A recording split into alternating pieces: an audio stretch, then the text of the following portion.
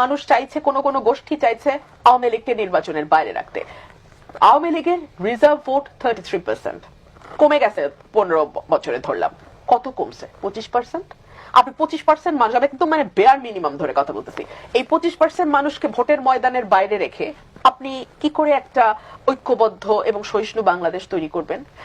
যত দিন যাবে নানান জায়গা থেকে কিন্তু বিএনপি নেতাকর্মীদের বিরুদ্ধে প্রচুর কমপ্লেন আসছে, আমার কাছে সকাল বিকাল কমপ্লেন আসছে। বিএনপি নেতাকর্মীদেরকে মাঠ পর্যায়ে কন্ট্রোল করা যাচ্ছে না, চাঁদাবাজির সঙ্গে যুক্ত, জমি দখলের সঙ্গে যুক্ত, টেন্ডারবাজির সঙ্গে যুক্ত। আমার এলাকাতে পথধারী নেতারা কেউ মাটি ভরাট করে নদীর উপরে, জমি দখল করে, আরেক উপজেলায় পথধারী নেতারা মামলা বাণিজ্য করে। তো কন্ট্রোল করা তো যাচ্ছে না। কেন্দ্রের খবর পাঠানো হয়েছে, কেন্দ্র কোনো অ্যাকশন নেয় নাই। তো কারো বিরুদ্ধে অ্যাকশন হচ্ছে কেন্দ্র থেকে, কেউ কেউ আবার ওভার ব্লেসড, তাদের ব্যাপারে অ্যাকশন হচ্ছে না। সো নেতা কর্মীরাও কনফিউজ। আচ্ছা, কেন্দ্র যা বলে ওটাকে সিরিয়াসলি বলে? আসলে কি আমাদের চাঁদাবাজি, টেন্ডারবাজি, মাটি ভরার, জমি দখল, এগুলো থেকে কেন্দ্র আসলেই চায় আমরা অফ থাকি? আর পলিটিক্যাল পার্টিগুলো তো এই মানে বিগত 30-40 বছর একটা প্যাটার্ন নিয়েছে। প্যাটার্নটা কি? ফকিরের ঘরে জন্ম হবে, লেখাপড়া টেনে টুনে 5 পাস হবে, কিন্তু রাজনীতির সঙ্গে যুক্ত হলে কয়েকশো কোটি টাকার মালিক হবো। এটা তো সাইকোলজি।